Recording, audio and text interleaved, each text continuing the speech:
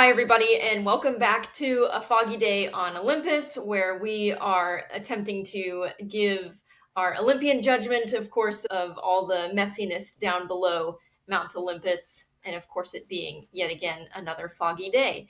So, this is a extra special episode. We're very excited to share with you guys. Yes, this is a one-off episode concerning a very important issue, and we decided to go ahead with this.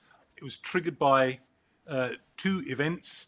One, a book appeared just this year called Scrolling Ourselves to Death on the 40th anniversary of what was a worldwide bestseller by Neil Postman in 1985, Amusing Ourselves to Death. So I was reminded of that, and then while this was fresh in my mind, our guest today, Dr. Jeff Roper, posted a really superb piece online on the same theme. And so the idea was hatched. This is an issue we really need to address. And so we'll have a three-way discussion, and that's what's happening. So welcome to A Foggy Day on Olympus, Jeff. Thank you. It's a joy to be able to be with you guys. I've looked forward to this. Thank you. Well, please just tell us a little about yourself. I'm married to one woman. We have 6 kids. We've been married 39 years. I've been a pastor, pastored in the U.S. for over 20 years. I work for a missions organization. I am the associate director for the Middle East, North Africa, Central Asia, and Europe. And I primarily focus on developing leaders and expanding the gospel, getting churches planted in the frontier areas. And then on the side, I like to do a lot of writing and thinking and teaching on other subjects to keep me sane. Now, if you were me, Coel would butt in there and say, I'll be the judge of that. Well, somebody's got to do it for you, so. Yes. Okay, so we're calling this episode, Are We Scrolling Ourselves to Death? And it might be good to kick off with an excerpt from one of the essays in the new book, Scrolling Ourselves to Death, by Reed Mercer Schuchart. And he says, between TV and digital media, the average American uses screens for 10.85 hours per day. You can't work for that long, you can't sleep for that long, you can't eat for that long, and you can't make soup for that long. It's no surprise that devoting 10.85 hours of your 16-hour waking life to non-reality has negative consequences in the real world. It's no surprise that rates of an array of adverse health effects, including body reality temporality dysmorphia, go through the roof. We've never lived in an age more anxious, lonely, depressed, and suicidal than the one we're in right now, because history has never seen one. Now, I'm not sure what we think about that. I'm inclined to agree. The historian in me worries that at least some of those ills might have been worse at various periods in the past, anxiety, loneliness, depression, and so on. But all of them together, he's right, isn't he? Well, I certainly think that he is. When you look, whether we could say it's because people are on their screens or not, you see pictures from 40 years ago and people were staring at their newspapers instead of their televisions or their phones. But at the same time, I think it's exacerbated the situation. And the worst part to me is that our attention span has gotten shorter than a goldfish. We can't stay unless we're being amused and entertained. We're not able to keep our attention, and therefore we're not able to dig deeper into the substantive aspects of what it takes to have relationship, what it takes to have meaning in life. And those are all the things that actually bring about many of the causes of non-clinical depression, non-medically or physically induced depression and discouragement and despondency. Right. And Coel, this is held widely by the sort of people who comment on all this stuff to affect your generation and indeed younger than you more than their elders. Do you notice this, or are your social circles such that you tend to mingle with people who've been impacted rather less? Right. Yeah, I think definitely all of us are, everybody in my generation, yes, and younger, are definitely affected by this. This 10.85 hours, I don't know, that, sure, maybe that's an average, but that does seem awfully high to me. I mean, I guess you have to differentiate, like, what is a person using a screen for? Most people are spending 8 hours a day on a screen for their job, which is very different than being on your screen for, like, watching videos or being on social media or something like that. So I do think it's important to make a distinction. But yes, I can't argue too much with what he's saying. I mean, I'd love to be the optimistic youngster who says, oh, yeah, technology is great. But I think in reality, you can't really argue with this, right? Right, right. Well, for people who aren't familiar with Postman's original book back in 1985, and that will be a lot of people simply because they won't have been alive and of reading age when this was published. Just to say a little bit about it, it's a classic book. It was a bestseller. It's remained in print ever since. And he discusses how TV dominated and, he argued, trivialized public discussion on all topics, even when it claimed to educate and inform. And the big reason for that, he argued, was that entertaining was all television could do. If it didn't entertain, it didn't work as television. And so even ostensibly educational subject matter, serious political discussions, TV preachers, and so on, they simply didn't work as television unless they were entertaining. That was one of his central arguments, that it was bound to dumb things down. Any thoughts about that before we look at the other book? No, I think that he was really on to something, and you see that even now where in our communication, you go into a sermon or any type of communication, if it's got any substantive depth to it, you begin to lose people almost immediately, and you're going, but we barely even talked about the substance of this, and they're already not able to engage deeper into the thought behind what you may be discussing with them. So I think it was really onto something. It's only gotten worse as time has gone on since then. Yeah. There's a kind of a nagging doubt in the back of my mind when I think back to the pre-television age and someone like Billy Sunday in the early 20th century, who deliberately acted out all kinds of extreme pulpit histrionics and wild gestures and all the rest of it, and practiced them beforehand and had photographs of himself practicing them beforehand to make sure that he could replicate them. And so part of me wants to say this isn't entirely new, but nevertheless, I'd have to agree with Postman. It has become normal in the television age. And yes, about attention spans, I know you're quite right. The one thing I do wonder about it, Mike, is did it create this, or did it just make it known? Did it just simply say, hey, this is modern reality?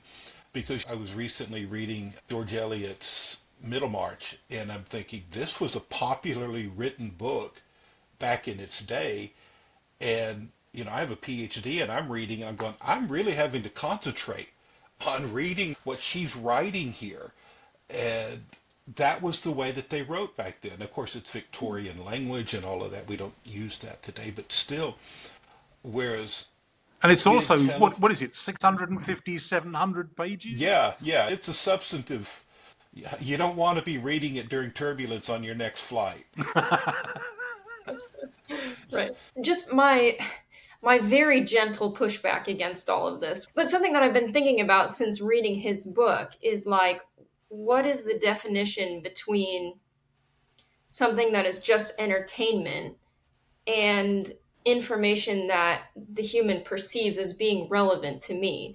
And what I mean by that is I think that all humans have this tendency that they're going to remember and engage and participate in information that they see as relevant to themselves in some way, versus something that's very abstract. So, where do you draw the line between, okay, this is really just entertainment, or is it somebody presenting information in a way to their audience that actually makes sense to them? And of course, I think about that a lot in the sense of sermons. Like, I think, Jeff, like you mentioned, when is a sermon just entertaining? Like, I think we can agree Billy Sunday was probably, his antics were probably entertainment, but the Bible is obviously written a long time ago, and you have to sort of, I think, attach that to a present reality in some way. So that's what I've been trying to figure out, is like, what is the difference between those two Hmm. things?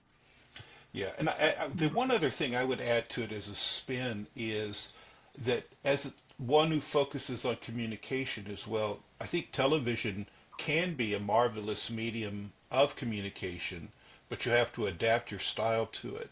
When you look at the overwhelming success of TED Talks, and those are very substantive conversations that people are having, but they've plugged into a particular communication medium. They're limited to typically 18 minutes, and they have to be experts at their field, but they also have to be able to communicate where your middle of the road person can grasp it and maybe take something and run with it if they're hungry for more. And so, I don't think any of us want to come across as a Luddite who's just bashing television and any form of communication that we don't necessarily like, and that we really wish he'd go and read our books instead of watch television. you know but at the same time, it Well, is the a postman powerful. does rather sound like that, doesn't he? Yeah, and sometimes you almost have to overstate it, don't you, to get the point across. But Yes. I think leveraging that medium, no different than you're leveraging this right now. I mean, we are communicating on a very modern version of television. It's Right. a video that's going to be on YouTube. But it does have its features, but at the same time, it must be leveraged in such a way that it communicates at that level and hopefully moves people to engage in deeper analytical thinking and processing. Well, that's the point that I think is one of the strongest in Postman's case for what he calls typographic culture, the culture of the printed book. And there's a chapter where he takes us through what's going on in your mind and mine when we read, and that we're able to see something, reference it to other things in our mind, and kind of like put it somewhere on the back burner, have an objection or proto objection to what is being argued, but withhold judgment for a bit until we get to the end, reference back to something that was there before. And he says, realistically, none of this we can do with television. Arguably, you could do it now, say, with this podcast, right? Someone could scroll back to something that wait a darn minute, although they're unlikely to. Whereas reading a serious book, that's what we tend to do all of the time. And I think his point was that this creates habits of mind that then is extended into the other media. Again, one of his other central arguments is that the dominant media in any culture tends to dominate the other media. So that in a typographic culture, and he references the famous debates between Lincoln and Douglas, doesn't he, which went on for hours and hours, that this was a population used to reading, that was literate, and that could follow these kinds of tightly made arguments in a way that simply would not be possible today. And I think he touched on the Carter-Reagan debates in 1980, and Reagan's one-liner, "There you go again." And that turned out to be his winner, Yeah. right? And his point is, we've come to a dumbed-down kind of culture where presentation is everything, and tightly argued cases simply don't have traction on the public mind. Yeah, that is very true today. And especially that part about, when you're working through a text, when you're working through a book, and how you are analyzing through it and you're really wrestling through it. We don't have that so much today because we want it to be succinct. We want it to be within a tweet, or just give me the simple little slogan answer, and that way I can move on to the next thing. Give me that Yes. next dopamine fix. Right. Just one quick more thought on this. I think there's also a difference between watching like pre-recorded interviews or footage versus watching live television, because I do think that a significant portion of our communication is done through body language, right? And so I was just trying to think that that is one, you could say, perk of being able to watch television, is that you as the viewer can watch the body language of the person on TV and gain a lot more information about them that way and what they're saying. The problem with that, of course, being that if it's something that's pre-recorded, that they can start and stop, that, they can really rehearse what it is that they're going to say and do and how they're going to convey their message. But if you're watching a live debate, if people actually watched the live presidential debates, I think you would gain a lot more information that way, just being able to observe what's going on. So that doesn't really offset everything that Postman is saying, but I was sort of grasping at straws to think, well, what's like one thing that we could benefit from this? And maybe you could say that. Well, maybe we could just move this on just a little to look at this book that has just come out this year, which is produced deliberately to commemorate the 40th anniversary of Postman's landmark book, Scrolling Ourselves to Death. Each chapter is written by a different author. I have to admit that I'm no big fan of multi-authored volumes because their quality tends to be so patchy. And I think that is true here as well. But it takes the discussion forward to consider the effects of the digital revolution, and in particular smartphones and social media. So many of the ills that Postman noted are, as it were, on steroids as a result of these things. I'd like to tell you a little story about something that happened to me, well, a process that happened to me just a very few years ago. I had been teaching in a college in Western New York State and took early retirement, and for reasons that need not detain us, decided to stay in the US a little longer, teaching in a private high school down in Alabama, mostly to get away from the wretched snow belt. And while I was teaching there, I learned quite a lot about various topics, but there's one that I want to focus on in particular. It explained to me something that I had noticed during the last maybe 2 years, maybe at a stretch 3 years, that I'd been teaching in college, that the newly entering classes of freshmen seemed to me to be weaker, harder to teach, and harder to extract meaningful assessments from than their predecessors. I mean, let's make no bones about it. Students have always been hard in this respect because students are lazy and don't want to read as much as the professors want them to. And that was true of me at that age, which is, several centuries ago. But it did seem to me that even allowing for all that professorial grumpiness, the last 2 or 3 years did see a definite downward shift. And what teaching in the high school in Alabama showed me was why that was so. That the generation that had grown up with smartphones, not been given them in their teens when their brains were mostly formed, but had never lived without them, was coming on stream. And my biggest practical challenge in that high school was to set assessments or tests of any kind that was simple enough that the vast majority wouldn't have failed. And when I say failed, I don't mean by a mark or two. I mean failed catastrophically. And I actually had to spend some time in the principal's office working out and constructing how to create an assessment that would not have that outcome. It was extremely difficult. that smartphones were literally frying these kids' brains and making them totally unable to retain any information. And I must admit that scares me, because this is a generation that's going to grow up and become our workforce. And then they're going to be required to run things and compete with competitors on the other side of the world, and so on. So I tend to find the sort of arguments made in Scrolling Ourselves to Death and similar books, we'll mention one in a minute, particularly compelling, because it certainly chimes with my own experience. Right.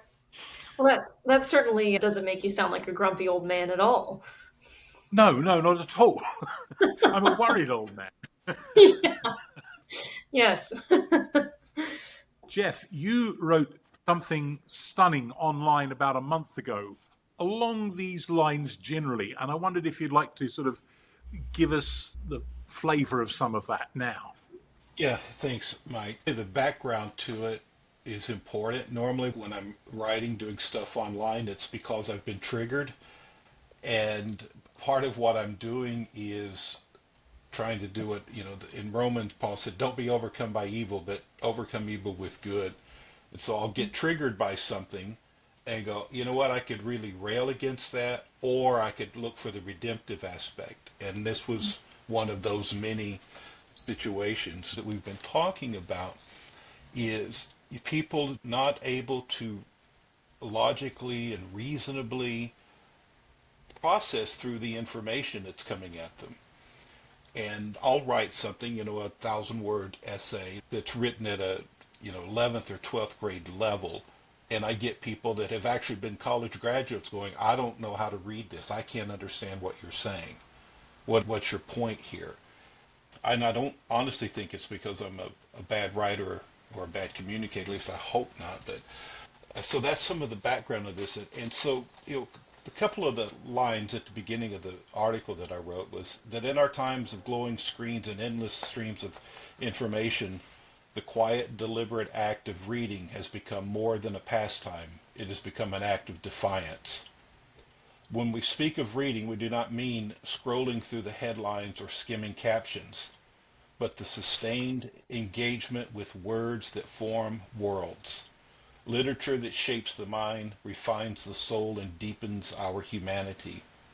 In the face of a totalizing culture, declining literacy, and the rise of functional illiteracy, reading stands as a radical gesture, a way to resist the machinery of propaganda, rediscover beauty, and hold fast to truth. While literacy rates are often cited as triumphs of modernity, these numbers deceive. To be literate in the truest sense is not merely to be able to decode letters, but to think critically, wrestle with complexity, and perceive nuance. Increasingly, we inhabit a world where people are technically literate, but functionally illiterate, able to read words, yet incapable of reading reality. And this is where I referenced Neil Postman, that he foresaw this in Amusing Ourselves to Death, warning that a society obsessed with entertainment would trade rational discourse for emotional spectacle, leaving citizens vulnerable to manipulation. And in such a culture, propaganda thrives because truth requires effort, while lies offer ease. And that was the opening two paragraphs of what I was talking about. And the point of it was that if we really want to bring about a transformation of society, I wrote a follow-up piece just recently on Ezra. After the Babylonian captivity, how did God refound Judaism? Jewish tradition, Ezra is the second founder of Judaism. And it's because he took them back to the book. And, the scripture said he had devoted himself to the study of scripture. And that historically, literate people have always been rare. Yet it's been those literate people that have shaped cultures and societies. And my trigger was, rather than me just getting angry at all the functional illiteracy around me, I want to start calling out people to say, there are some of you here that feel this calling to be literate, to be functional in the ability to do this, so that when the day comes that we need a clarion call, that when the idols of our political seduction are collapsing around us, somebody has to be able to speak truth. They've come from the presence of God, and they are able to speak truth and clarity to that, and no longer just simply being an influencer, but rather to be a voice. And I think part of getting to that point requires that we do the deep, long, quiet, isolated work of reading, of study, of research to really shape us and to form us. And that takes a long hard time. And the people that are wired for that, and I would actually say called to that, because I think the Spirit of God is summoning people to that, they feel isolated. They do feel lonely. And in one sense, they're wired for that. They're okay with that. Yet at the same time, to any of us that are introverts, we know that to be alone is a gift. To be lonely is a curse.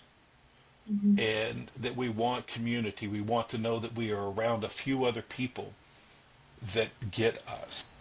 And so that was part of what I was writing towards, is to communicate to those people, to say, keep pursuing this. Read the difficult books. Read diverse opinions. See things differently. Go deeper. Because in this cacophony of voices that we have, we're fed about 100,000 pieces of information every day. And somewhere in there, you've got to be able to find somebody who not only has an opinion, but they have illumination. That is, they bring light to other people. And that was, I think, probably more than anything else, the thing that was driving the message behind the message. Okay, thanks. Yes. Coel, what about you and your peers and the cohort younger than you, people in college age now and so on, and how you see them using smartphones in particular, social media generally, and affecting them? Yeah, I may have called you a grumpy old man, which is in fact true. But I do think also your analysis of the kids in the high school, I think that's an accurate analysis. And I do think there is reason to be worried about the next generation and what is happening to our brains, what's happening to my own brain. Sometimes I just take a step back and you can really see the effects of what my own phone or what social media has on me. And so I do agree with you on that. But also, the biggest thing that I think about social media in particular and why it's so attractive to people, especially in my generation. And I think people in my generation know, like, we know that it's not good for us. We know that spending too much time on our phone is not good for us. We know that overusing social media is a bad thing. But I think what happens is that we're all so desperate for community. Like you said, Jeff, people are so desperate for community, especially in my generation where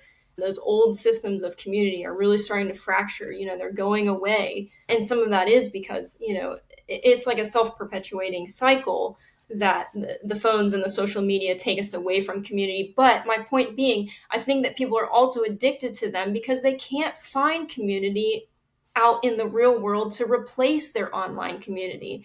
And sometimes I think the bigger problem is how do we cultivate real community in person when everybody is living in a hyper individualist kind of culture.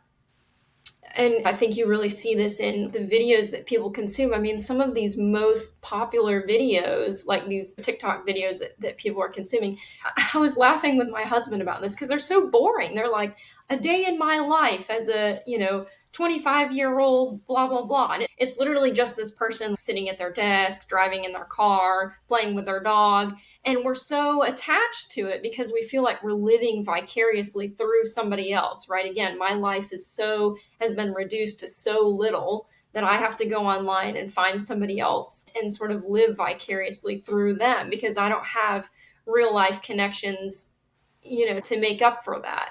So, yeah, I think the lack of community is a big problem. And then As far as the next generation, I'm obviously not as in touch with them, but I have more hope for them. I think they are more aware of the pitfalls of social media and all that means. I mean, I think they're probably just as addicted as the rest of us, but I think at the same time, there are undercurrents that are helping them open their eyes a little bit to us. But and not to go off on a tangent here, but now they're growing up in an age of AI and ChatGPT and your computer really being able to do everything for you. And so it'll be interesting to see what the effects of that will be on real life communication. Right. I think for us to take an angle that might be counter trendy, I guess if I could coin a phrase, I remember going into a pub recently that had no televisions, no Wi-Fi, and they had a bunch of old board games and tables everywhere. And they had signs, you're not allowed to be on your phone, no technology, we are here to connect with humans. And there's a part of this technology when it was introduced into the bloodstream of humanity was like a virus and or a drug. A lot of us got addicted to it, but the younger people are real. They're still hungry for that community. AI is great. I'm not a Luddite. I think AI could be a wonderful thing, but it can never replace the fundamental needs of the human psyche, of the soul and spiritual needs of community, relationship. And I think going back to the whole reading thing, it is an act of resistance because it removes you from the onslaught of always being connected to this thing around, and it gets you away from it and you can settle down. I was reading Hulot this morning, his book Propaganda. I'm rereading through that, and he was talking in there about how the old rulers used to have country estates so that they could go out there and think and figure out how to govern without the crowds around them in the cities of the capitals. And they'd go out, and I think that we still need to have something like that as well, where and maybe even regenerating some book clubs and saying, you know what, we're going to, and maybe technology can help. I'm going to be doing a book club with some people at the beginning of 2026, and trying to have an online community of humans that I know, and so leveraging it without succumbing to it and falling into the trap of what that is. Well, we mentioned a couple of times the kind of drug effect of smartphones and social media, but it literally is a drug because we get a dopamine hit Yep. with the usage of this stuff. The other thing that it has in common with drugs and alcohol is, and Coel has kind of alluded to this, that it creates the problem to which it claims to be the solution. It makes everything worse, and this is problematic, I feel. Well, It is. the charge sheet raised by scrolling ourselves to death against smartphones and social media lists a number of things, and I wonder if we could respond, not necessarily all of us to each of these points, but by all means, if there's something we want to contribute here. So firstly, that it creates or generates despair because we're overwhelmed by information about which we can do nothing. Thoughts, anyone, briefly?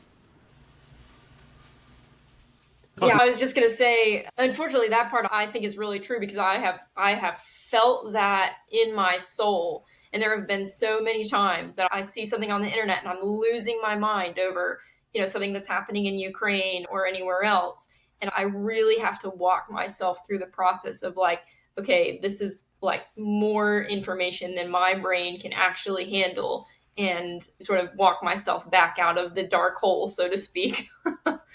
Yeah. Yeah, and I agree as well. You mentioned Ukraine. I've got many very close friends there. I've done a lot of work in Ukraine over the years, and it could just spin you into a point of despair because it's almost like the stress that an air traffic controller has. The reason an air traffic controller has so much stress, it's one of the most stressful jobs in the world, is because they have all of this responsibility and information, but actually no power to do anything about it. They're not flying the planes. yet they're somewhat responsible for them not running into each other and getting to the right Right. airport. And for the information that we get, we are getting so much information, we just don't know where to put it. We don't know what to do with it. Right. I always find myself feeling very ambivalent about this point because I recognize the truth of that point. And yet, it seems to me that the vast majority of our fellow citizens are so woefully underinformed about the world. On the one hand, they're exposed to vast amounts of information, but it's like none of it goes in. And maybe the point of contact between these two sides of this issue is that if you've got a tidal wall of information coming at you, it's very hard to discern what you need to hang on to and the 99% that you just need to discard. Maybe that's it. Right.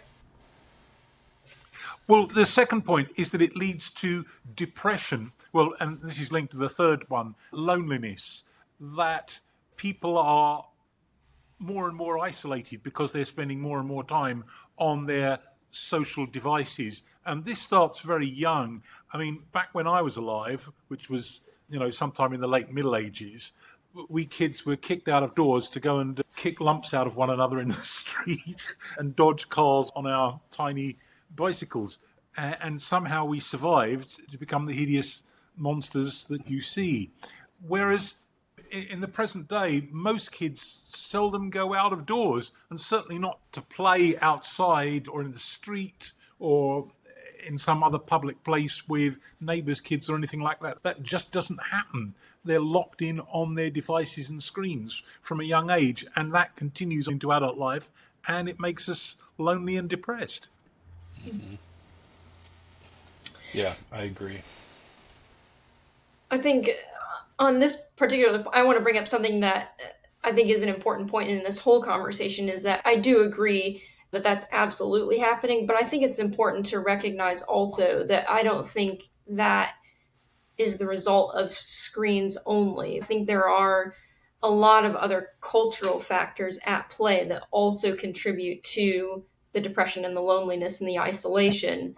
Again, I think that the social media and the screens is a big part of it, but I do think we can't ignore the fact that that's not the entire problem that makes this up. Right. Right. Just for example, just like the hyper individualism that's already at play, parents are handing that off to their kids. I think just the work corporate culture has an effect on this, or even like you and I, Mike, have talked about the sexual revolution and all of the effects that we're still feeling from that. So I do think that there are, like I said, other cultural factors still at play, but I do think the smartphones and the screens is a big part of it. Yeah. Yeah, I think the precursor to it was that we really stink at doing relationship. And I think that, when you see the breakdown in family, you see the way that even parents and children don't have good relationships. It's hard to have lifelong friends, long-term friends. The dopamine that you get from a social media replaces the dopamine you should be getting from your closest friends and family. And so it becomes a cheap substitute often. And I think that restoring relationship, teaching how to live life as a community of humans, I think can help mitigate against that. Yes. Yeah, because it's certainly true that these devices do exacerbate the extreme individualism and the self-obsession that has been present in Western society for a long time. I mean, taking the long historical trajectory on this, the Reformation really got this going or heightened it, and to my personal embarrassment, the Radical Reformation somewhat more. But what really supercharged it was Romanticism in the late 19th century, particularly my bête noire, Rousseau. And of course, almost every cultural artifact around us in the West is simply a dumbed down version of that romantic impulse, and it's romanticism about the self. We saw it in the generation before the development of the interweb with therapy culture being mainstreamed into Western societies. And of course, now the technological means are put into our hands to live in universes virtually of our own making, or in which the algorithm simply feeds us stuff that it knows we will like and will reinforce the obsessions or the beliefs that we have anyway. And that simply alienates us further and further from one another.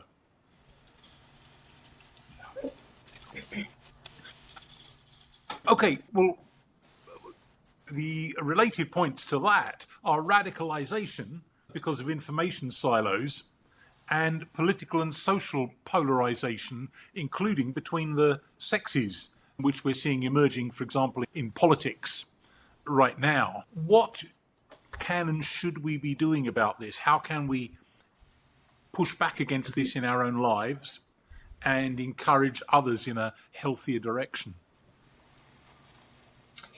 Yeah, I think the most obvious is just, making sure that you're following a variety of sources, and that you're not just getting information and opinions from one side, of course, but making sure that you're listening to the opinions of the other side as well. Although it's a lot harder now to fight against that algorithm. And it's actually, I have found it to be somewhat difficult just to get out and find people on the other side, just because the algorithm is so intense and the current of it is so strong. And just like you said, just feeding you the things that you already know and agree with.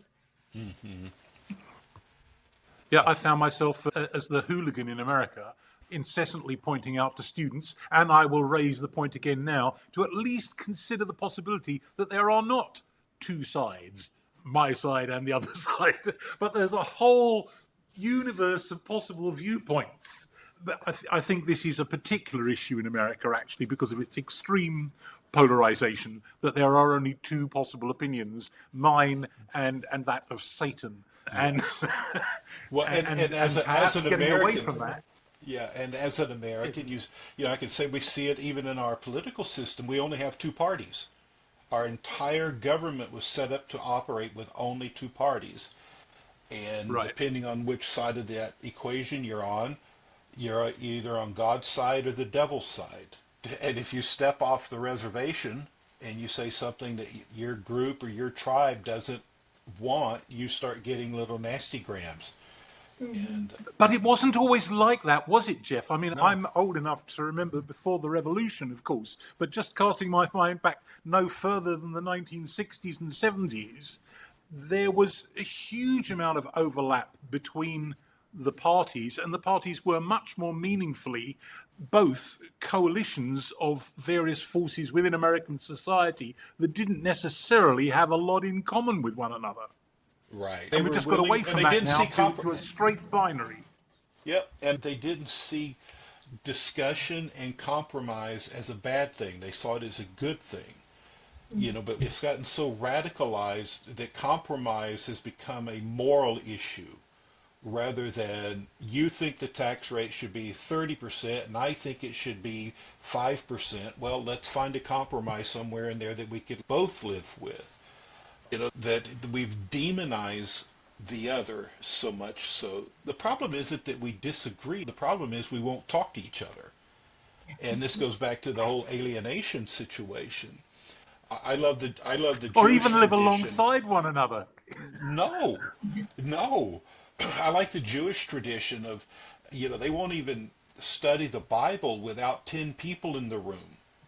If they're going to have a Bible study, we've got to have 10 people because we have to have enough opinions in here to make sure we don't get it wrong.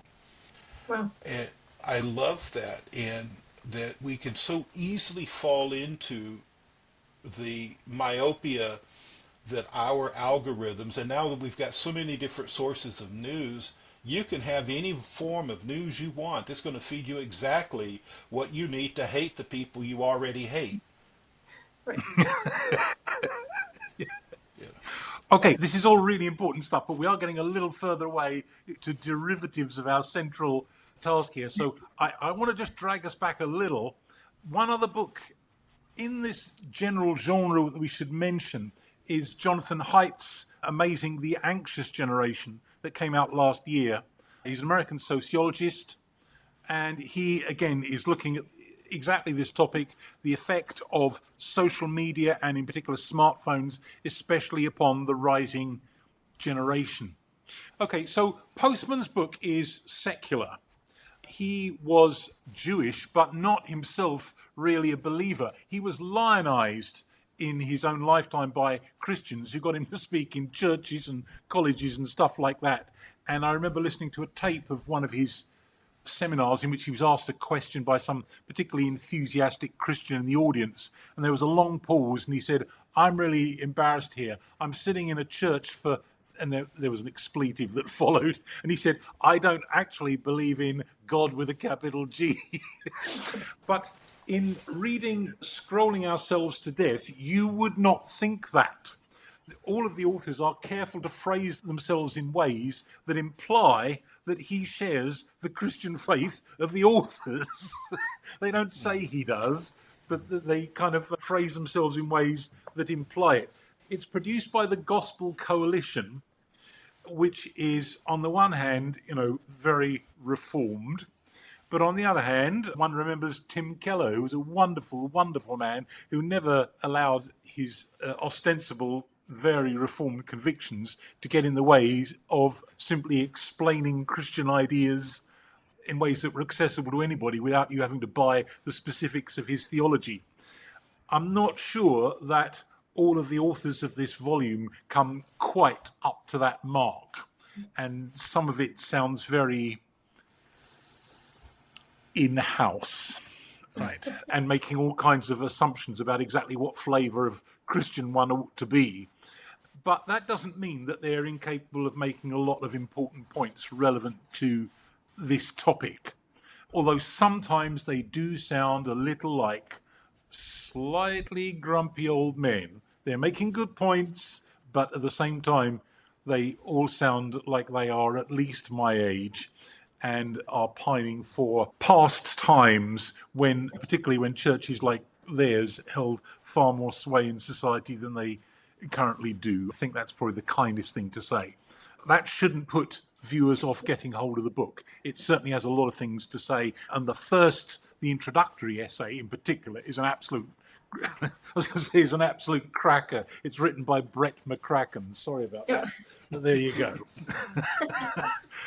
Okay, drawing towards a close here, perhaps we should remind ourselves of Postman's juxtaposition of two very, very famous dystopias, Orwell's from 1984 and Huxley's in Brave New World. And what Postman says is this: what Orwell feared were those who would ban books. What Huxley feared was that there would be no reason to ban a book, for there'd be no one who wanted to read one.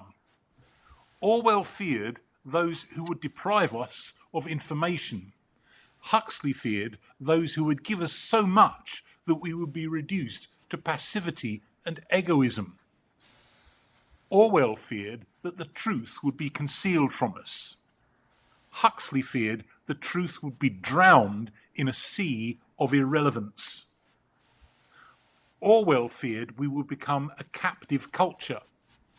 Huxley feared we would become a trivial culture preoccupied with some equivalent of the feelies, the orgy-porgy, and the centrifugal bumble puppy. As Huxley remarked in Brave New World Revisited, the civil libertarians and rationalists who are ever on the alert to oppose tyranny failed to take into account man's almost infinite appetite for distraction. In 1984, Huxley added, people are controlled by inflicting pain. In Brave New World, they're controlled by inflicting pleasure. In short, Orwell feared that what we hate will ruin us. Huxley feared that what we love will ruin us. I find it hard to disagree with that. I mean, I think Orwell's 1984 is an amazing book, but it is best understood as a take on Stalin's Soviet Union and perhaps analogous totalitarian systems. But as a prediction, and I don't think Orwell was necessarily making a prediction, even though he called his book 1984, publishing it in 1948. But as a prediction, Huxley's seems to me more cogent, more prescient, perhaps. What do we think? Well, I think that 1984 is descriptive of pretty much any authoritarian system in some of its actions. And I think that Huxley's approach to it is the survival technique of the masses, and that both can simultaneously exist and one exploits the other. And as long as the masses can have bread, to go back, Mike, when you were a child, let them have bread and circuses. As long as they've got bread and circuses, they're going to be okay. Let them eat cake. But I think both can be right. I don't think we have to choose. I think we have to weave too. Right. Well, okay, to close this out now, let's imagine that somehow some of this damage that we're seeing done to society could be undone. Our authors, both in Scrolling Ourselves to Death and Postman, insist that fragmentation is a bad thing, and it probably is. But undoing it means putting the parameters of that discourse into the hands of guardians. CNN and NBC and BBC, the government. Is that a very good idea? Are we perhaps better off for having thousands of possible distributors of public discourse, including, of course, ourselves? Putting public discourse in the hands of guardians could work, at least in the relatively high-trust environments of the past, but not really today. We're in a low-trust society, aren't we? Yeah, and I think that it also neglects ultimately what happens when power is given. Too much power is given to one entity. I just wrote about this today. Whenever power and values are at odds with each other, because if we say we want to elect this person because they're going to enforce our values, and that person now gains power, well, what ends up happening is the power consumes the values. And we see this in Christian history. Every time we've gotten in bed with the government, we lose. That we cuddle up to power, and power always eats us. And yet we think, we can get our job done if we have more power. And so I think that giving it into the hands of the guardians is never a good idea, because they will use it as well. And I think the free and available distribution of information is essential, but it's messy. It is so messy. Yeah, I was thinking one of the benefits of social media, if there are any, you could say one of the benefits of social media is the rise of independent journalism. And like you said, Jeff, having that variety of inputs and being able to get opinions and sources from a lot of different places. But I think that, like you said, the problem is now that it's up to the consumer to make sure that they are receiving various sources of information. And it's up to the consumer to have to sift through that and discern what they think the truth really is. I was just going to add, I think it's also important that within our own tribes, in our own networks, that we constantly speak the truth. And in my writing, I regularly get people from various streams that I'm part of, that I'm out, I'm an exile in my own tribe and in my own land, because I see things differently. But I have these other people that are also in this tribe that send me notes and messages and texts and communiques to say, thank you for what you're saying. It lets us know that we're not alone, that there always needs to be those voices bearing witness. not as a propagandist, not as a partisan, but, as a witness, saying, Yeah. My issue with that is that we here are pretty strong minded people, and most people, I'm afraid, are feeble minded. And that is, in some ways, a permanent condition of most of humanity. And so it's very hard to say, well, everybody needs to sort out for themselves what's good, make sure they're taking a balanced diet of inputs of different viewpoints and so on, because most people won't do that. And that's a really difficult problem. And in any case, it's even in the media environment we're in now, it's not as though we're as free from Big Brother, whether that's state or corporate, as we want to think, because the algorithm is feeding us what we see. And that's true, I suspect, even of us who are making a point of trying to absorb stuff from different places. Absolutely. Right? Absolutely. Yeah. Right. And if so you I come think up with a solution, let me know. yeah. Yeah. I'm a Exactly. historian. We specialize in problems, not solutions. Well, I do think it's important if we're the ones that, can sort of get outside of this and look and see the whole thing and realize, okay, I need to be doing my due diligence and consuming a lot of different sources and things like that. That's why it's our responsibility, to get out there and talk to other people in real life and, sort of dig into that and say, hey, don't you think that you should consider, something other than your own viewpoint, or, let's kind of, you know, consume some other sources and yeah. Yeah. Okay, well, I think we're bumping right up against our time limit here. Even by the time Coel has come through and cut out the dumber things that we've said. So we should probably call that a wrap. But thank you so much for being with us, Jeff. It's been really good. Well, thank you. And okay, we'll doubtless connect again on other issues like this at some point in the future. I would love it. Let me know when this is going to be published. Okay, yes, I think this was a great discussion. I'm really excited for you, our viewers, to be able to get a hold of this. And hopefully you find something in it that was helpful to you. If you did like this episode, we would love it if you would subscribe to our channel, repost our stuff, like, comment, share, all the good stuff so that we can increase our message to the whole world and get everybody enlightened with our beautiful knowledge that we have to share. And so, yes. Rich and famous. Don't forget the rich and famous. Oh, yes. Yes. On our path to become rich and famous. So we'll see you there, Jeff, when we make it. So thanks so much for watching. Thank you, Jeff, especially for being with us. And hopefully we'll see you next time. Thank you. Thank you, everybody. Bye-bye now. Thanks.